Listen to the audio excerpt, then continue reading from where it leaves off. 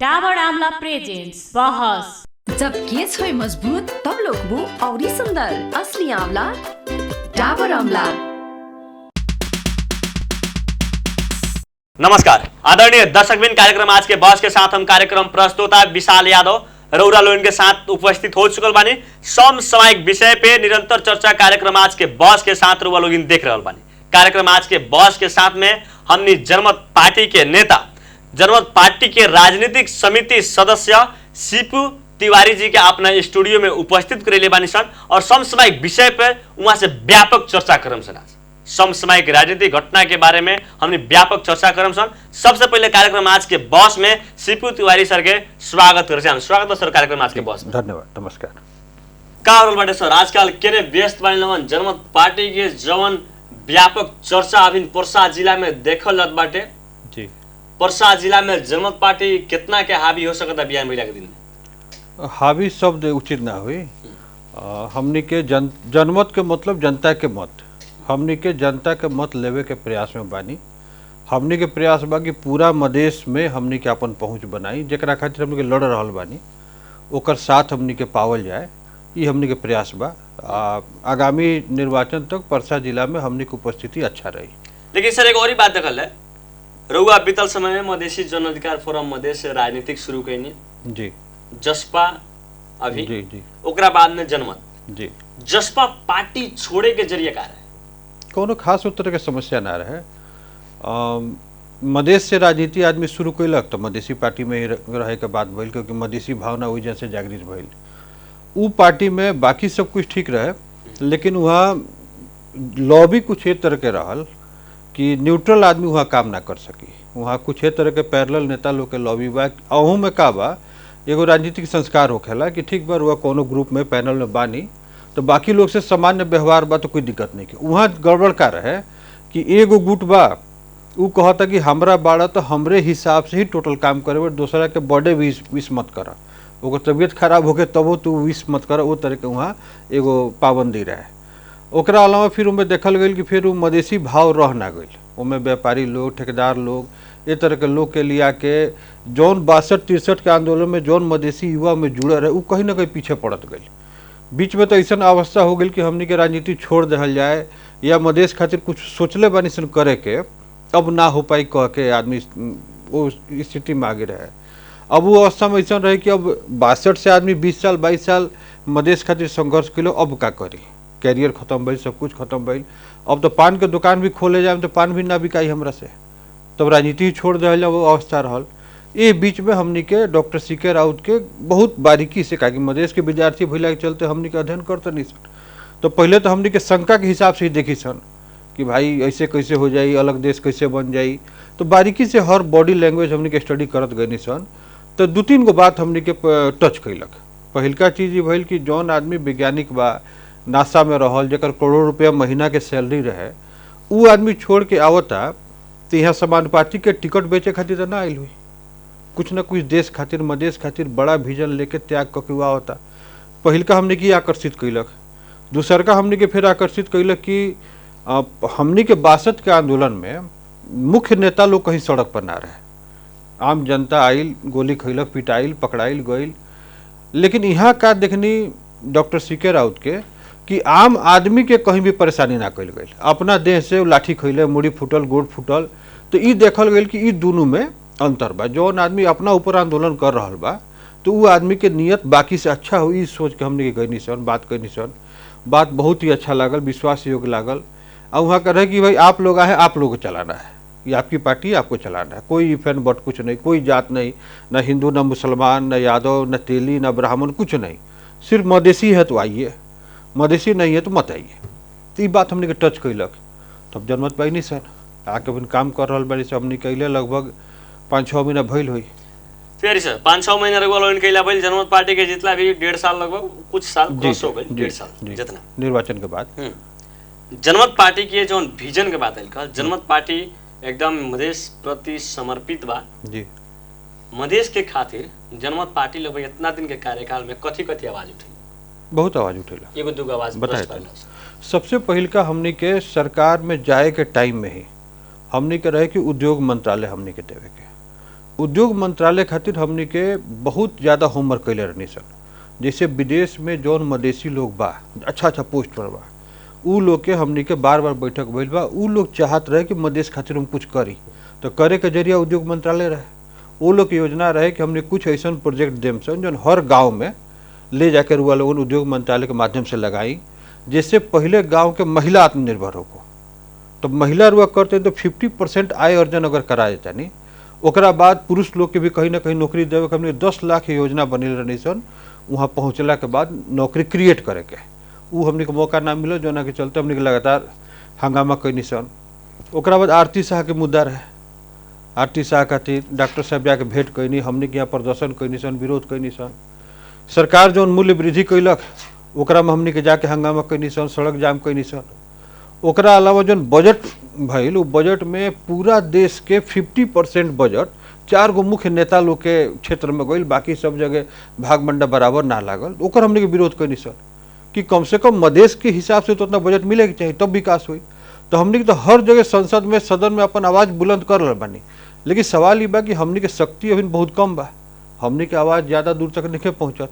रुआ लोगन मीडिया कर्मी हमने को मौका देता है, हमने की आवाज़ पहुँचे पावता है ना। तो हमने के अभी एकदम शुरुआत के स्टेज में बनी सर, ऐसे थोड़ा टाइम। अब सर जहाँ तक आरती शाह हत्याकांड के बात करनी, राहुल पार्टी सरकार में बैठे, सीके राव जी जाके आरती शाह से भेंट कैनी जी, पब्लिसिटी कमाए खातिर या फोटो खिंचवावे खातिर, चाहे रुआ लोग पब्लिसिटी कमाए खातिर या फोटो खिंचवावे खातिर घंटा घर तीन विरोध प्रदर्शन कैनी जी। अब पब्लिसिटी कमाइनी लगन, फोटो खिंचवानी लगन, आरती शाह के कथी? देखिए पब्लिसिटी में 2 बात आवेला। एक दिन पहले वह आरती शाह के परिवार उपेंद्र जी के पास गइलक लोग, वीडियो हमनी के फेसबुक में देखले रहनी सर। उ जाके अपन पीड़ा कह रहल बाड़ी, उपेंद्र जी एकदम तनका अलग इथी कह के कि ऑफिस में आउनुस कह के वहाँ के संवेदनशील भी ना भइनी कि का पीड़ा बा, कोई के जिम्मा लगा दी, देखो क्या है। उ एगो सीन रहे। दूसर का सीन रहे कि डॉक्टर साहब गइनी, पहुँचनी, हमनी के कोनो भी चीज़ खातिर आवाज़ बुलंद कर सकता नहीं सर। कोनो चीज़ गलत होता तो जाके आदमी प्रदर्शन कर सकता कि गलत होल बा देखा लोग। हमनी को निर्णायक तो हमें नहीं कि हमनी को तुरंत एसपी कहीं पकड़ के ले जाएगी। तो लोकतांत्रिक तरीका से जहाँ भी हमनी को उपस्थिति करे के हुई, जहाँ विरोध हमनी करे के रहे, हमनी के आवाज़ उठा रहा बानी सर। ये तो आवाज़ सुने के ना सुने काम सरकार के है। सरकार के बार बार हमने दबाव दिल बा, संसद में कह रहा बा, आदमी सड़क में कह रहा बा, आरती शाह के जाकर बैठल हमने कि यहाँ घंटा घर में कई दिन प्रदर्शन करी सन।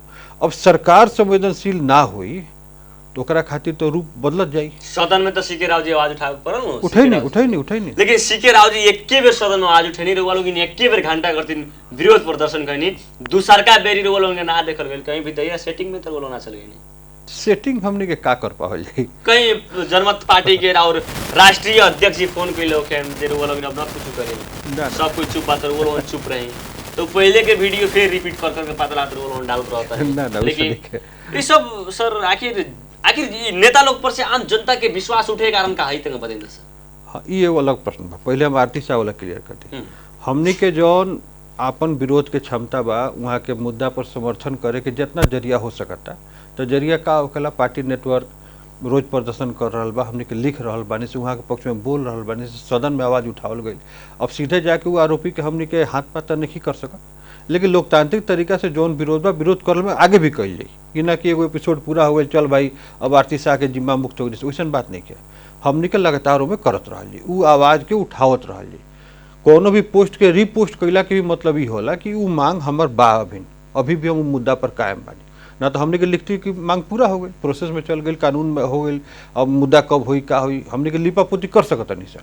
तो उ चीज़ में हमने के नहीं कि हमने के कायम बानी सर, वहाँ का अधिकार के लिए लड़ल जाई। दूसरका रुआ पूछनी है बहुत महत्वपूर्ण प्रश्न बा कि नेता लोग के प्रति विश्वास काहे कम हो रहा बा। तो पहिलका चीज़ ये पकड़े के पड़ल कि नेता लोग बा कितना। अभी जितना चेहरा रुआ देख रहा बानी निर्वाचित लोग के, तो में ज़्यादातर लोग ठेकेदार बा, ब्लैक लिस्टेड लोग बा, पहले के कोनो रूप के बदनाम, तस्कर, स्मगलर। रुआ कोनो ऐसा एगो चेहरा निर्वाचित लोग में से निकाल के दिखाई जो नहीं होखो कि एगो गरीब आदमी के लइका अभाव में पढ़लक लिखलक संघर्ष कैलक, समाज में कुछ लोग के जोड़लक, जोड़ के एगो जागृति फैलेलक, अब फैला के निर्वाचित होके आयल बा, ऐसा चेहरा तो हमने के लौकत नहीं किया। तो जब रुआ वैसा नेता ही ना रही तो जनता प्रभावित कैसे हुई? जनता के प्रभावित करे गुण होके चाहिए।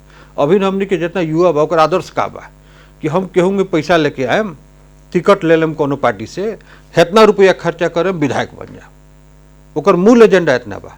वो विधायक बनला के बाद का परिवर्तन कर सकता नहीं, वो भी ओकरा जानकारी नहीं है। ऐसे समाज में दुर्गामी परिणाम का हुई, वो भी ओकरा जानकारी नहीं है। तो सबसे पहिल का चीज बा, लोग बार बार कहेला कि जनता खराब बा, पैसा ले लेला, मीट मुर्गा पर दारू पर बिका जाला। जनता के ठीक करे के काम के कर नेता के, जो नेतृत्व करता, जो लीडर बा, लीड करे काम वो कर। तो लीड जे करता वो आदमी के समाज में लगानी कितना साल के बा, रुआ डाटा निकाल के देखिए। जितना लोग निर्वाचित बा वो मोस्टली 80% लोग वही चुनाव में राजनीति में कदम रख ले, 80%।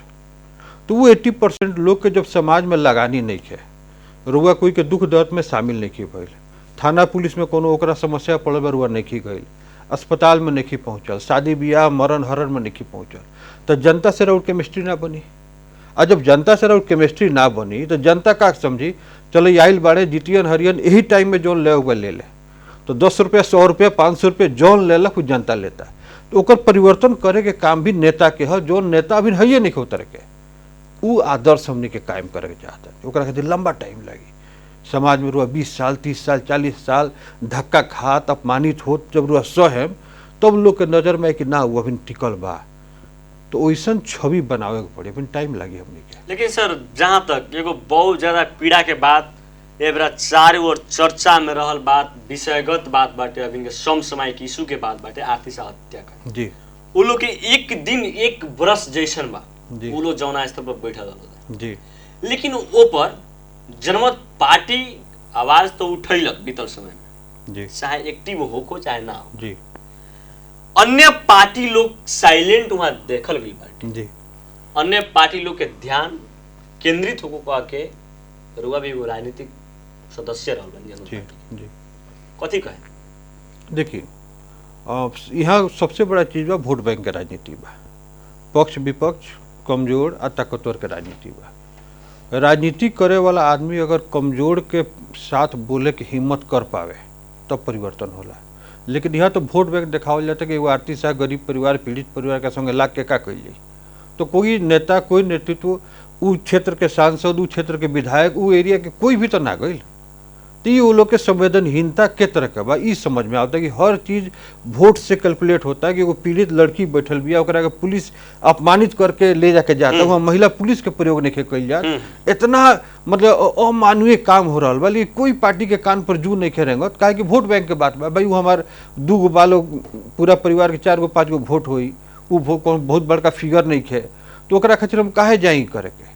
तो ये देश के ऊपर, देश के नेता के ऊपर प्रश्न चिन्ह खड़ा हो रहा बा कि रुआ कहाँ बानी, का रुआ समाज के दे। इस सब रवैये से सर संघीयता खारिज करे खातिर आम जनता भी देखी अब चारों ओर से आवाज उठा रहल बन, संघीयता कोनो आवश्यकता नहीं है, राजा ले आओ देश बचाओ कह के ऐसा रवैया देख के सामाजिक संजाल लोग बेसी वाच करता नहीं सर। आजकल अबिन के बात के आर्थिक हत्याकांड जो चर्चा में विषय रहल बाटे, अबिन के हर जनता के मोबाइल में आर्थिक हत्याकांड पूरा रहल बाटे, आम जनता वाच कर रहल बानी। लेकिन इस संघीयता में एगो नॉर्मल आदमी के, आम जनता के न्याय नहीं मिलत। आम जनता उठा के राजा आओ ना देश बचाओ ना, आम जनता ये भी विजन उठा रहल बानी, का कहे। देखिए एकरा में अभी के जो माहौल देखा तनी एमे ज्यादा बुरा कम बुरा के तुलना हो रहा बा। लेकिन ई चीज अगर हाथ में फोड़ा होके और ना ठीक हो तो हाथे काट देल जाए, ई सोच ठीक नहीं है। ठीक बा, अभी के टाइम में जो नेता बा, जो सरकार बा, उससे लोग के निराशा बा, और लोग तुलना कर रहा बा कि 15 गो राजा से एगो राजा बढ़िया रहा है, 15 राजा से एक। लेकिन आज के टाइम में दुनिया में सब जगह लोकतंत्र प्रजातंत्र शासन के सबसे बढ़िया बेहतरीन उदाहरण बा दुनिया में सब जगह। तो वो बेहतरीन उदाहरण हमनी के नहीं चला पावत, हमनी के असक्षम बानी सन। लोकतंत्र विधि या प्रक्रिया जो संघीयता बा ई असक्षम बा, ई साबित ना भइल। जे वो कुर्सी पर बैठा था ओकरा के न्याय ना दे पाई, तो हमनी के न्याय देवे वाला आदमी के खोजे के पड़। सिस्टम सही से चलावे वाला लोग चाहिए, सिस्टमे बदल दी तब तो फिर और बुरा। जे राजा के जो बात करतनी, वो राजा के दरबार में कई गो मधेसी कर्मचारी रहे, एगो बाथरूम साफ करे स्वीपर भी मधेसी ना रहे, तो मधेश के लोग राजा कभी पसंद करी, कभी पसंद ना करी। लेकिन आज तुलना देवे में होता कि 8 गो राजा घूमत आलो ऐसे वो ठीक रहे, एकर मतलब ही ना भइल ओकरे के लिया के मुड़ी बैठा ली, वो संभव नहीं क्या। अब जहाँ तक सर संघीयता से आम जनता के फायदा, बैंक ब्याज, बेरोजगारी, महंगाई, ये तो सब फायदा लोग होता संघीयता से अभी तक आम जनता के। बहुत बढ़िया बात। बैंक वाला बात कहनी है, दुनिया में कहीं भी बैंक जोन बा कोनो प्रोजेक्ट के ऊपर लोन देवेला। रुआ सुनत हो कि अमेरिका में ई बैंक दिवालिया हो गई, ऊ बैंक दिवालिया हो गई। काहे दिवालिया होला? कि ऊ कोनो प्रोजेक्ट के स्टडी करेला, ओकरा ऊपर लोन देवेला। प्रोजेक्ट अगर पास भइल तो बैंक के भी फायदा भइल, प्रोजेक्ट अगर फेल हो गई तो बैंक भी फेल हो गया। नेपाल में प्रोजेक्ट पर लोन ना दियाला, व्यक्ति पर लोन दियाला। बहुत बड़ा व्यापारी बा, नाम चलल बा, ओकरा के सीधे इधर जाकर 10 करोड़ 20 करोड़ ओकर संपत्ति बा 20 करोड़ के 100 करोड़ के लोन मिलल बा। काहे कि यहाँ व्यक्ति पर लोन दिया था, प्रोजेक्ट ओकर नहीं देखल गई। तो जब रुआ प्रोजेक्ट ना देखे हम लोन देम, व्यक्ति वो पैसा लेके दूसरा जगह लगावता, लेके भाग जाता, तो वो सारा मार धीरे धीरे तो जनता पर पड़ी। बड़का के रुआ पकड़ नहीं सकत, आ छोटका के घर में 20 बेर फोन करें। अब बैंक दिवालिया यहाँ ना होली, यहाँ तो व्यक्ति दिवालिया। काहे कि रुआ ओकर जमीन धितो रख ले बानी, वो कौना कारण से ओकरा लॉस भइल, कहाँ फेल भइल, एकर स्टडी ना हुई, सीधे रुआ नीलाम करम, ओकरा बेघर कर देम। तो ई अवस्था में ई नीति खराब बा। प्रोजेक्ट पर लोन नहीं मिलत, व्यक्ति पर लोन मिलता। बैंक के तो यहाँ धांधली बा, कोनो बैंक लॉस में बा? कोई बैंक लॉस में नहीं है। काहे कि ओकरा जनता के फसल भइल ना भइल, फायदा भइल घाटा भइल, कोई मतलब नहीं है। वो जमीन धितोरा के लोन दिले बा, आ गर्दन पकड़ के ओकरा लोन वसूल करे के बा। ई परिस्थिति में जनता पीड़ित बा। दोसर बात रुआ पूछनी है महंगाई के, तो नेपाल में तो ऐसा नेटवर्क बा, सिंडिकेट बा, आ जनता के ए तरह के गूंगा बना देहल गई बा कि महंगाई नेपाल में कभी कोनो मुद्दा बने ही ना पाइल। रुआ यही जान बानी, गाड़ी के रुआ 300% टैक्स लेता नहीं, 400% टैक्स लेता नहीं, 400% टैक्स लेके रुआ अपन जनता के जो गाड़ी दे रहे तो बरहम लूट है। रुआ विद्युत के देखी, वही तरह ऊपर टैक्स पर टैक्स ब्याज लिया था। रुआ यातायात में देखी, दुनिया में कहीं भी, भारत को उदाहरण ली, वहाँ अगर प्याज की कीमत बढ़ जाता तो सरकार गिर जाता। यानी वहाँ के जनता सेंसिटिव बा, जागरूक बा। वो तुरंत कहता कि गवर्नमेंट खराब बा, भाई प्याज 100 रुपये किलो, तुरंत सरकार गिर जाता। नेपाल में सिंडिकेट बा, उ सिंडिकेट जनता के ए तरह बांट के रख ले बा कि रुआ कितनो कर पे कर लादत जाई, ओकर मुँह से आवाज़ ना आई, और भीतरे भीतर दबत रही, मरत रही, नेपाल छोड़ के भागी, सारा युवा विदेश चल गई। आई हमने के कुछ दिन पहले डॉक्टर साहब कहे कहने कि ई देश टाइटेनिक के तरह डूबे जा रहल बा, डूब चुकल बा। जे बड़ा बड़ा नेता बा, कर्मचारी बा, उ अपन वोट सुरक्षित कऽ के देश से भाग रहल बा। सारा नेता लोग बा, ओकर बेटा एबरा विदेश में बैठल बा, घर बन गई बा, सब कुछ बा। ई देश श्रीलंका बने जा रहल बा, लेकिन कोई के चिंता नहीं है।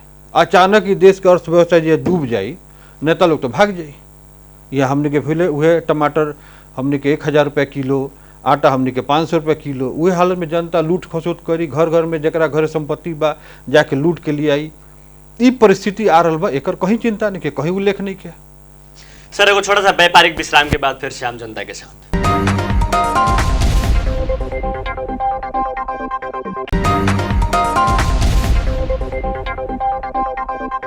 जब केस होय मजबूत तब लोकबू औरी सुंदर। असली आंवला डाबर आंवला। दादा बाहिर भाइरस छ। नडराऊ, मात्र पम्प रब छु गर्दियो भाइरसलाई। पम्प रब छु हो, लाइफ बोय ह्यान्ड वाशले मार्छ 99.9% भाइरसेस। त्यसैले पम्प रब छु संसारकै number 1 selling germ protection soap brand. Over साल त 4000 दिनु भएको थियो, यसपालि नि 4000 नै पाउँछु कि। दर्शन बुवा, दर्शन भाग्यमानी भएछ। सधैँ यस्तै खुसी हुनु है। यसपालि त दक्षिणा दोब्बर। यो दक्षिणा दोब्बर भए जस्तै इन्टरनेट स्पिड नि दोब्बर भयो नि। अब इन्टरनेट स्पिड पनि दोब्बर। यो चाड पर्वमा डीएस फाइबरनेटसँग मनाउनुहोस् कनेक्सनको दोब्बर उत्सव। ग्लो अन America pink glow cream parachute एडभान्सका निर्माताहरूबाट चम्किलो पिङ्क स्किनका लागि। अमेरिकन स्किन टेक्नोलोजीका साथ ग्लो अन अमेरिका। यसमा छ ग्लो बुस्टर र भिटामिन। ग्लो अन अमेरिका पिङ्क ग्लो क्रिम। तपाईको कपालमा कसको हुकुम चल्छ? स्प्लिट एन्ड्सको जिद या हेयर फलको फैसला? कपालको समस्याहरूले तपाईको हेयर स्टाइलको निर्णय नगरोस्। हेयर प्रब्लम्स मतलब हेयर ड्यामेज। डभको 1/4 मोइस्चराइजिङ मिल्क र केराटिन एक्टिभ्सले कपाललाई भित्रैदेखि रिपेयर गर्छ। अब सुन्दर लहलहाउँदो कपाल जसमा चल्छ केवल तपाईको मर्जी। Dove super super superstar dish home superstar. हातमा टन्न क्यास, मिडियामा famous, dish home superstar celebrities है लाइफस्टाइल। डिश होम नयाँ कनेक्सन व डिश होम रिचार्ज गरी एक्टिभ कस्टमर बन्नुहोस् र हरेक हप्ता सुपरस्टार बनी नगद रु 1 लाख मिडियामा फेमस सहित सेलिब्रिटीज है जीवन शैली बनाउनुहोस्। साथै बम्परमा पुरै रु 10 लाख जिती मेगा स्टार बन्नुहोस्। डिश होम, खुशीको कनेक्सन।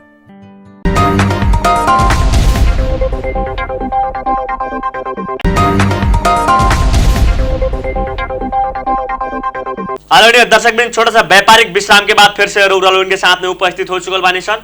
और सर जहां तक बात कही है जो हमने महंगाई के बात करते रहने सन, हमने के देश में इस सिस्टम के भीतर जनमत पार्टी भी बा। जहां तक रुआ एगो सफैया के हिसाब से बतिया दनी जे हैंग बा लोग डुबावता लोग, तो सदन से ना तो सड़क से मिलेला न्याय। अगर सदन से नहीं मिले तो सड़क से भी विरोध कर सकल था नो जी। लेकिन उहे सिस्टम के भीतर रह के, उहे सिस्टम में हम मिला के, उहे सदन भवन में बैठ के, उहे सदन भवन में हम खाली बोल देता नहीं जे टाइट माने डूबता हमनी के देश, ये सब बोल के न्याय मिल सकता है क्या? न बोलल खाली बोलल जाता नो। उतना बढ़िया एक्टिव नेता रवि लामी छाने के देखल गई, आर्थिक हत्याकांड के बारे में वहाँ के भी कोई एक्टिविटी ना देखल गई। आम जनता नया युवा अब खोजता नहीं, लेकिन नयो युवा लोग जब निर्वाचित होकर बाटे तो केंगा सेटिंग कर लेता लोग भीतर समझे नहीं क्या होता। आम जनता केंगा विश्वास करो? देखिए सेटिंग पहले रुआ बोले से पहले जाने का पड़ल, का बोले के बाद जाने खातिर सिस्टम में जाए के पड़ल। जब उस सत्ता के गली में रुआ जाएम ना तो कहाँ कहाँ कालिख लागल बा कैसे समझ में आएगी। हमनी के जैसे एगो मंत्रालय मिलल संघीय मंत्रालय, एकर काम का है कर्मचारी लोग के सरुआ बरुआ कइल। तब जगह अन्य टाइम में होत रहे तुरंत सारा कर्मचारी ओकर टाउटर लोग पहुँच के लिस्ट बनावे लागल। डॉक्टर साहब सबसे पहल का नियम का बनेनी, कोई भी कर्मचारी के सरुआ करे खातिर एगो फॉर्म बनल। उ फॉर्म में वहाँ के जिला के नेता लोग के सिफारिश कमेंट अनिवार्य बा, ठीक बा। अब वहाँ जौन भी परसा जिला में कर्मचारी बा, ई अगर चाहे कि हम अपने जाई ऊपरे सचिव के मिला ली, कर्मचारी के मिला ली, अपन हे जगह पोस्टिंग कर दी, हो जगह पोस्टिंग कर दी, वो संभव नहीं के। एक भी कर्मचारी के कहीं से कहीं हटावे खातिर जिला के नेता से पूरा हमने के फॉर्म भर के मनावा जाला। खाली जनमत पार्टी के जिला के नेता कि जिला के सब सर्वदलीय नेता लोग उपलब्ध जे भी होके, जैसे मंत्रालय में फॉर्म बा, यहाँ के जौन भी नेता जाता कोनो पार्टी के, वो अपन लिखित में देवे के पड़ी कि रुआ काहे चाहता नहीं। ओकरा बाद बोर्ड बैठेला पार्टी के, उ सब के गुना भाग कइल जाला आ तब ओमे जौन जायज बा तो एगो निर्णय होखेला। कोई आके कहीं से पैसा दे के कहली ना होखेला, पहिल का काम ही भइल। दूसर का मंत्रालय के भीतर कोई दलाल प्रवृत्ति के लोग ना आवे, ऐसे सब जगह कैमरा जड़ान कइल गेल, पुलिस बैठावल गइल कि जे भी आवता एंट्री करो, कौन काम से आइल बा, कहाँ जाता वहाँ एंट्री करके एंगे घुसला के काम नहीं के। दूसर का तीसर का भइल कि हर जिला में जौन बदनाम कर्मचारी बा ओकर लिस्ट बनाई पूरा नेपाल भर में। परसा जिला से 2-3 आदमी के लिस्ट बनल आ लिस्ट बनला के भइल कि जे परसा जिला के सबसे बदनाम बा ओकरा के पहाड़ में भेज दी, आ पहाड़ में के जे सबसे बदनाम बा ओकरा के दुर्गम क्षेत्र में भेज दी। एगो परिवर्तन भइल कि ना भइल? यह मंत्रालय तो पहले बहुत लोग संभालत रहे, एक स्टेप भी तो कोई ना बढ़ा रहा है। तो हमने करे के प्रयास बा, लेकिन करे के प्रयास में कब डॉक्टर साहब खुद क्या कहनी कि मुझे तो सांसद बने हुए साल भर हुआ है, मुझे तो नियम ही समझने में टाइम लगेगा। तो हमने के नियत ठीक बा, लेकिन हमने के समझे के ओकर सुधारे के तरीका के तो अवसर देवे के पड़ल। जैसे रुआ कहनी सड़क से रुआ काहे नहीं के आंदोलन कर, तो सड़क में आंदोलन करे खातिर गाँव गाँव में जाके संगठन बनावे के पड़ी, नया नया लोग के बारे में बतावे के पड़ी भाई पुरानका का खराब बा आ नया का ठीक बा। तो जब वो लोग के जागृत करें, संगठित करें, तब न आके सड़क पर आंदोलन हुई। जनमत पार्टी अन्याय अत्याचार के विपक्ष में एकदम लड़ रहा बाटे 100%। वर्षा जिला में कईगो पालिका में संगठन विस्तार हो चुकल बा और नगर पालिका में महानगर में हमनी के लगभग 10 गो वार्ड में हो चुकल बा। महानगर के 10 गो वार्ड में हो चुकल बाटे और नगर पालिका और जाइला और ही हमनी के बाकी पालिका सब में लगभग 5-6 पालिका में हमनी के संगठन बन चुकल बा। कुछ जोन पाइपलाइन में बा अभी छठ बाद 2 महीना के भीतर पूरा परसा जिला में संगठन तैयार हो जाए हमनी के। अभी तकले 5-6 गो पालिका में लगभग संगठन बन चुकल जी बाटे। जी वीरगंज महानगर भी 10 गो वार्ड पड़ चुकल जी। वीरगंज महानगर के जितना भी कार्य बाटे ओकरा पर जनमत पार्टी विरोध काहे नहीं के करत? सेटिंग के अर्थ बढ़िया से हम बुझ गेनी, बुझतानी सर। जी जी। लेकिन विरोध नहीं के करत आ कहीं विरोधो करता खुल के तो एके तनी में जहां तक एगो पहले एगो बात जोड़नी है जे जसपा पार्टी में रहनी तो उनकर बर्थडे भी हमरा विश करे के ना मिले। लेकिन जनमत पार्टी में बानी तो जेकर विरोध करता इन लोगन ओकरा के शीघ्र स्वास्थ्य कामना भी करत बाइन लोग। ई भी एकदम सामाजिक संजाल में देखल जी जी। तो ई 10 गो वार्ड में सब काम बढ़िया होता, वीरगंज महानगर पालिका में सब काम बढ़िया होता, जनमत पार्टी साइलेंट में, अगर मतलब साइलेंट हो तो बढ़िया होता। देखिए राजनीति में का होखेला, विरोधी होला, दुश्मन ना होला, ठीक बा। विपक्षी हो सकता, ओकरा से हमनी के मतभेद हो सकता, हमनी के विपक्ष में बानी तो ओकर जौन भी काम भइल ओकर निगेटिव पक्ष निकाल के हमनी के ओकरा सचेत करे काम, अच्छा काम तू करते बा। अब राजेश मान जी हमनी के मित्र बानी, हमनी के साथ में संघर्ष कैले बानी सर। राजेश मान बने खातिर बहुत बड़ा करेजा के जरूरत बा। उ आदमी आज मेयर भइल बानी, ओकरा पहले उ आदमी का गोइले बानी ई कोई जानत होई तो मन में ओकरा प्रति भावना प्रेम आई, तो हमनी के उ कष्ट देखले बानी सर। आज हमनी के एक पार्टी में नहीं सन, अलग बात बा, वहाँ के जौन भी काम करम हम विपक्ष में बानी, हम साफ एकदम बीच मंच पर जाके हमनी के विरोध कैले, ई राजनीतिक धर्म हमनी के। लेकिन एकरा अलावा मानवीय व्यवहार भी तो हमनी के बा, मित्र रहल बानी सन, संगे खैले बानी सन, भुजा पकड़ी खैले बानी सन। मुकेश जब उपासे मंगलवार के व्रत राखे तो राजेश मान जो रहे रसगुल्ला मंगा के अपना हाथ से खियावस, तो वो आज एक बेर में भावना खत्म हो जाए ऐसा बात तो नहीं है। मुकेश जी तो एकदम खोल के विरोध, हाँ विरोध, राजनीतिक विरोध है, व्यक्तिगत विरोध ना। ये तो अंतर समझे के पड़ल। हमनी के लोकतंत्र मजबूत नहीं के यहाँ का होकेला विपक्ष के मतलब दुश्मन ना, विपक्ष के मतलब दुश्मन ना, विपक्ष के मतलब ओकर नीति के नकारात्मक पक्ष जौन बा उ हमने उजागर करे। व्यक्तिगत तरीका से एकदम एकदम मस्त बानी, भीतर एकदम अच्छा बानी, लेकिन राजनीतिक तरीका से विरोध कर रहल बानी। व्यक्तिगत तरीका से वो ठीक बानी। व्यक्तिगत रूप से राजेश मान जी के जीतला के बाद आज तक हमारा भेंट नहीं किया, भेंट हमने के नहीं किया। एक दूगो फोन पर यदा कदा हाल चाल भइल बा, कहीं से हमारा संपर्क भइल कि वहाँ के तबियत खराब हॉस्पिटलाइज बानी, तो हम फोन करी तो वहाँ के कौन कहलक हम बीमार बानी, हम तो फिट बानी। एकरा अलावा हमने कभी भेंट नहीं कल, ऑफ द रिकॉर्ड टेबुल के नीचे हमने कोनो सेटिंग नहीं की, सब नहीं किया। हमने के एकदम राउत टीवी पर लाइव हम कह रहा बानी कि राजेश मान जी के नीति के गलत पक्ष हमने के साफ उजागर कल जाई, ओमे कोनो मरुवत ना हुई। व्यक्तिगत मंच से उतरला के बाद मंच पर हमने के एकदम विरोध कल जाई, एक एक पॉइंट कहल जाई। मंच से उतरला के बाद वो मित्र हों, संगे जाके पान खाई जाई। ई लोकतंत्र के खूबसूरती है। प्रदीप यादव जी के रुआ बात करी है, प्रदीप यादव बने खातिर आ राजेश मान बने खातिर बहुत बड़ा करेजा चाहिए। उ जितना संघर्ष करके उ लोग आज पहुँचल बा, उतना करेजा सब कोई के नहीं है। मुख्यमंत्री लाल बाबू राउत गद्दी के, हम पूर्व मुख्यमंत्री लाल बाबू राउत गद्दी के बहुत ज़्यादा विरोध करेनी हम, लेकिन लाल बाबू राउत गद्दी में एगो बहुत बड़ा क्वालिटी बा कि वो आदमी अपन पार्टी के प्रति एकदम ईमानदार बा। रुआ कल्पना करी कोई आदमी मुख्यमंत्री रहो 5 साल और ओकरा बाद वो पार्टी मुख्यमंत्री से हटा देता है, तो सामान्य आदमी कुछो तो विधायक अपना संगे रखले हुई, 5 गो 7 गो हुई, पार्टी में ऊपर नीचे के गेम हुई, सरकार गिरावे के गेम हुई, पार्टी तूरे के गेम हुई, लेकिन वो आदमी एकदम पार्टी के लाइन में मान गई कि हम मुख्यमंत्री ना रहे। ये क्वालिटी है कि ना? ऐसा क्वालिटी के आदमी जनमत में भी रहे के चाहिए कि ना रहे के चाहिए? तो सारा विपक्ष खराब बा ना कहल जाला।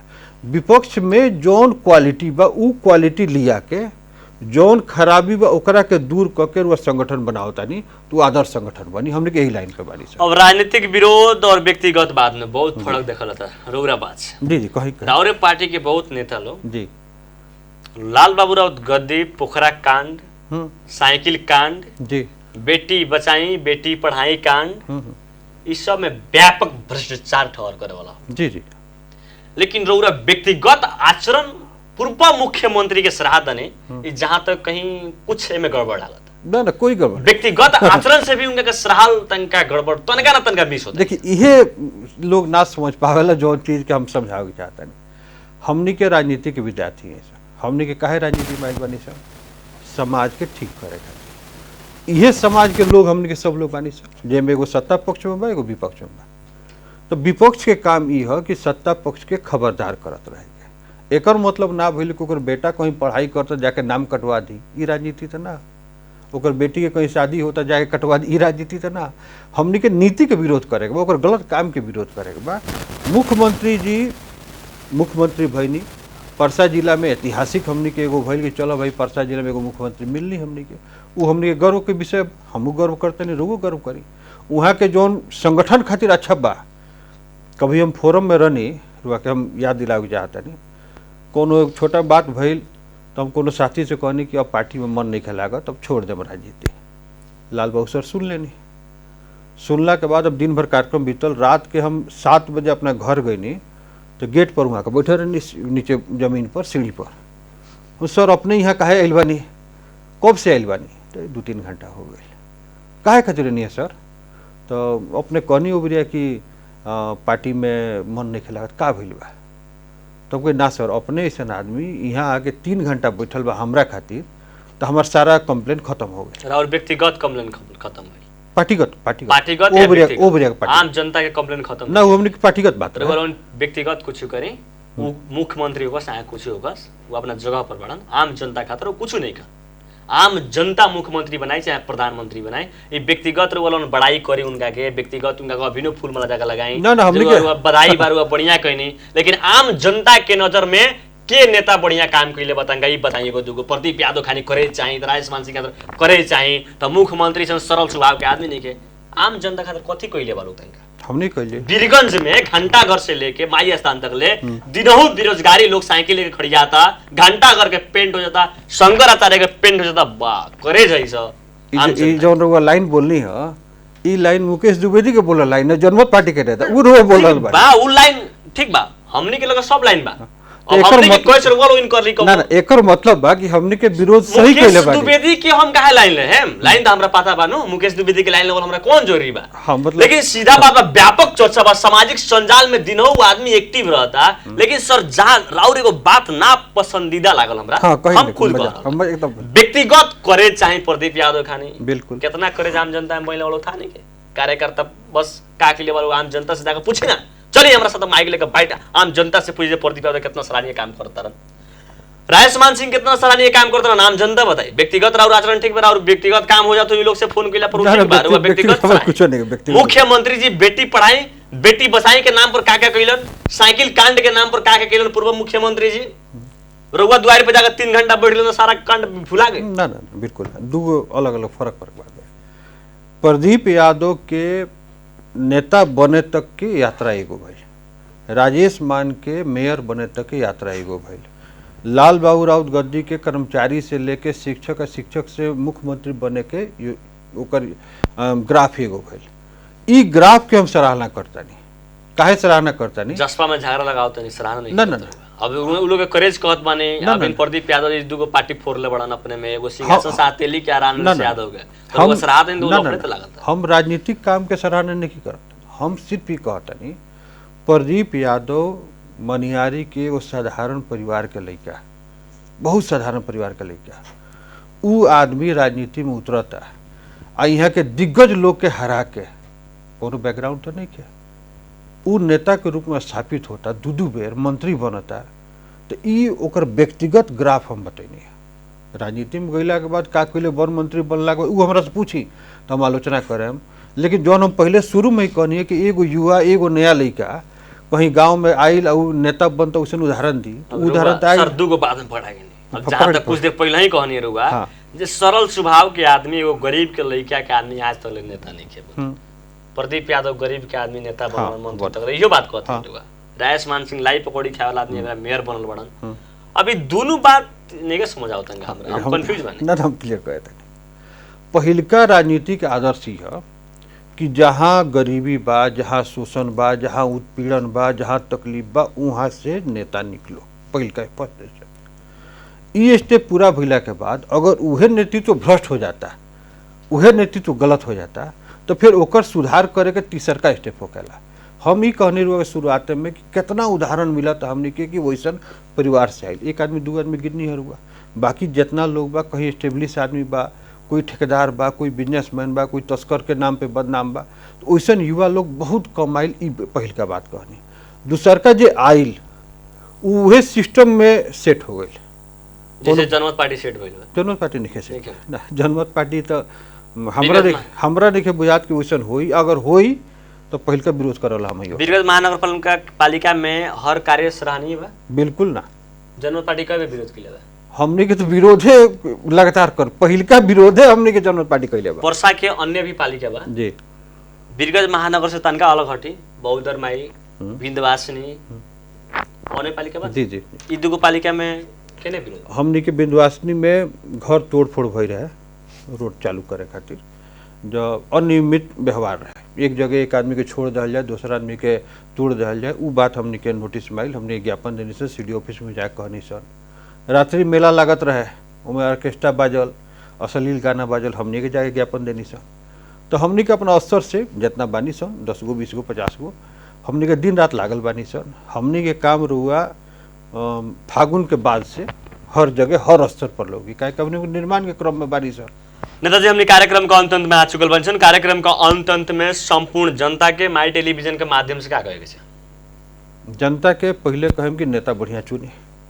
नेता बढ़िया चुने के 2-3 गो फार्मूला होला।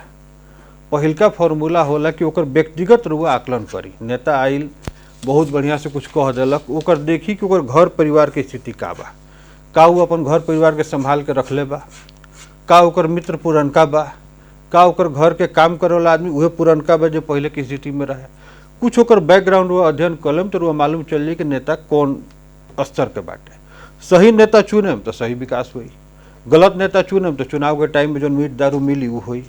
ऐसे पहिलका बा अगर कुछ परिवर्तन करे के चाहता नहीं तो सही नेतृत्व के चुनाव करी, उहे हमने के सब समस्या के समाधान करी। धन्यवाद सर। व्यस्त समय के बावजूद भी माई टेलीविजन का प्रस्तुति कार्यक्रम आज के बॉस में समय देने के रखा था। शुभेच्छा, नमस्कार। धन्यवाद, अपने मौका देनी, प्लस बीच में थोड़ा रगड़ा रगड़ी भी भइल और तीखा प्रश्न भी हमारा बहुत मजा दिलक। अपने मौका देने का रही धन्यवाद, और साथ में श्रोता लोग के भी धन्यवाद। आदरणीय दर्शकबिन, हमने के साथ में रहनी जनमत पार्टी के नेता सीपी तिवारी जी, वहाँ से समसामयिक विषय पे हमने व्यापक चर्चा को कार्यक्रम आज के बस हम कार्यक्रम प्रस्तुता विशाल यादव विद्यालय। नमस्कार। डाबर आमला प्रेजेंट्स बहस। जब केस हो मजबूत तब लोग वो और सुंदर। असली आंवला डाबर आमला।